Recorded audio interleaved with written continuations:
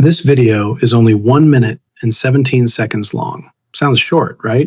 But here's the uncomfortable part. Most people won't even make it halfway through. Research shows that the average view duration on YouTube is only around 23.7%. For a video this long, that's roughly 21 seconds. So if you're still here, you've already outlasted the average viewer. But now I'm curious, how many times have you almost left this video already? Maybe you checked the recommended videos. Maybe you glanced at the comments. Maybe you started thinking about what you were going to watch next while this video was still playing. And that's exactly the problem. We're constantly being trained to look for the next hit of stimulation, something more interesting, something faster, something shinier. The moment our brain gets even slightly bored, we switch. And the scary part? You didn't necessarily choose this habit. Platforms like YouTube, TikTok, and Instagram are designed around it. Endless content, instant rewards, and another video waiting the second you lose interest.